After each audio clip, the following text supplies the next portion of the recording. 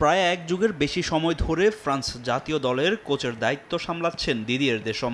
2012 সালে দায়িত্ব নেওয়ার পর ফরাসিদের একটি বিশ্বকাপ ছাড়াও জিতিয়েছেন উয়েফা নেশনস লিগের শিরোপা। মাঝে লেস ব্লুদের কোচ হিসেবে জিনেদিন জিদানকে নিয়ে গুঞ্জন উঠলেও 2026 বিশ্বকাপ পর্যন্ত দেশমে ভরসা রেখেছে ফরাসি ফুটবল ফেডারেশন। দেশমও তার চুক্তি পর্যন্তই দায়িত্বে থাকতে আগ্রহী। 2026 বিশ্বকাপের পর ছেড়ে দিতে চান ফ্রান্স জাতীয় দলের কোচের পদ। ইউক্রেন ও আইসল্যান্ডের বিপক্ষে বিশ্বকাপ বাছাইয়ের আগে সংবাদ সম্মেলনে এমন মন্তব্য করেছেন দেশম।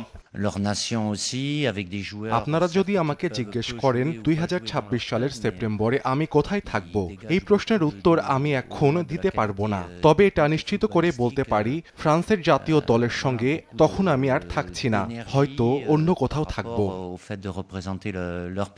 এদিকে বিশ্বকাপ বাছাইয়ের ম্যাচ সামনে রেখে ফরাসি দলের ক্যাম্পে যোগ দিয়েছেন কিলিয়ান এমবাপে, ওসমান ডেম্বেলেরা। লিভারপুলের হয়ে ইপিএল এ দুর্দান্ত পারফর্ম করেও হুগো একিতিকের স্কোয়াডে ডাক না পাওয়া অবাক করেছিল অনেক ফরাসি ভক্তদের। তবে ফরওয়ার্ড রায়ান চেরকির ইনজুরিতে কপাল খুলেছে তার। প্রথমবারের মতো ফ্রান্স জাতীয় দলে ডাক পেয়েছেন লিভারপুল ফরওয়ার্ড।